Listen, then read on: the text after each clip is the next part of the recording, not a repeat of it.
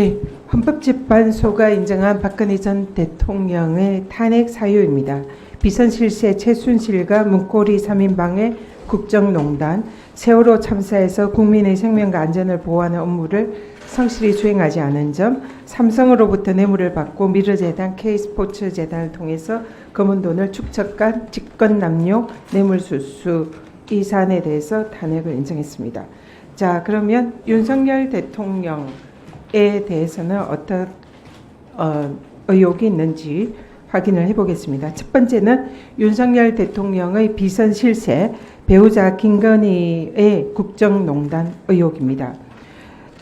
정치 브로커 김태로 알려진 명태균의 발언에 따르면 김건희 여사가 지난 지방선거 공천에 개입했다라는 의혹, 김대남 전 대통령 행정관의 발언에 따르면 김건희 여사가 지난 총선 공천에 특정 후보를 특정 지역에 배치했다는 의혹, 최재형 목사 발언에 따르면 김건희 여사가 국정인사에 관여했다는 그런 의혹들이 제기가 되고 있습니다. 두 번째로 헌법상 또 윤석열 대통령은 국민 생명과 안전을 지켜야 하는 의무를 박근혜 대통령처럼 성실히 수행하지 않은 점이 있습니다. 당시에 박근혜 대통령은 세월호 참사에서 구명조끼를 입었다고 하는데 그렇게 발견하기가 힘듭니까? 라는 망언을 한 사실이 있습니다. 윤석열 대통령은 이태원 참사 다음 날 희생자들의 사망 원인에 대해서 내진탕 이런 게 있었겠지라는 엉뚱한 소리를 합니다.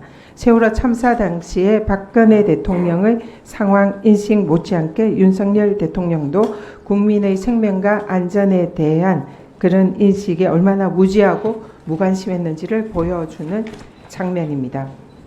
세 번째로 윤석열 대통령의 권력 남용과 금품 수수 의혹이 제기가 되고 있습니다.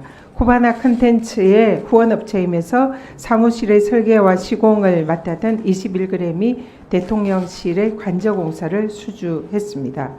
업체 선정부터 공사 과정이 불투명하고 비선실세 김건희 여사의 개입이 의심되는 정황입니다.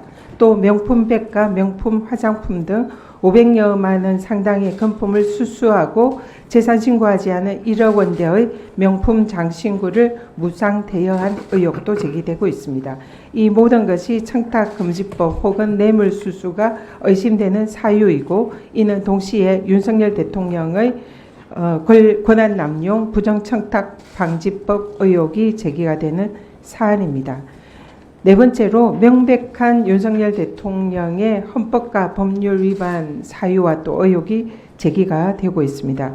대통령 본인이 사적 이해관계자가 수상 대상인 법률의 경우에는 당연히 직무에서 회피를 해야 됩니다. 그러나 본인과 배우자에 대한 수사를 내용으로 하는 특검법에 대해서 회피하지 않고 거부권을 행사해서 이해충돌방지법 위반 의혹이 있습니다. 김건희 여사가 대통령 직무와 관련하여 명품백을 수수했으면 공직자인 대통령의 경우에는 청탁금지법에 의하면 당연히 이를 신고하고 반환하여야 함에도 불구하고 그러지 않은 윤석열 대통령의 부정청탁방지법 위반 의혹이 있습니다. 3억 6천만 원 상당의 여론조사 결과를 무상으로 받은 정치자금법 위반, 그리고 공천에 개입해서 선거법과 정치적 중립 의무를 위반한 의혹이 있습니다. 그 밖에도 윤석열 대통령이 공직선거법 대선 과정에서 각종 허위 사실을 유포하고 거짓말을 한 의혹들이 있으나 검찰의 경우에는 이를 대통령 이후에 기소를 하겠다며 사실을 수사해서 기소하겠다며 각하 처분을 내린 사안들이 많이 있습니다. 실제로 수사에 들어가면 공직선거법 위반 의혹이 매우 제기가 많이 되는 그런 사안입니다. 지금 우리 처장님께 묻겠습니다. 이러한 대통령과 비선실세 김건희 여사 주변에 제기되는 이런 의혹이 지금 우리 헌법상에 대통령 탄핵 사유로 거론되는 헌법과 법률 위반에 해당할 수 있는지 질의드리겠습니다.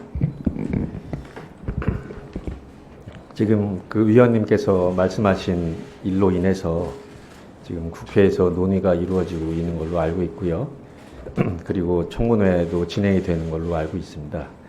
그리고 그 청문회 진행과 관련해서 지금 권한쟁의 사건도 들어와 있어서 그 점에 대해서 재판소에서 잘 살펴보도록 하겠습니다.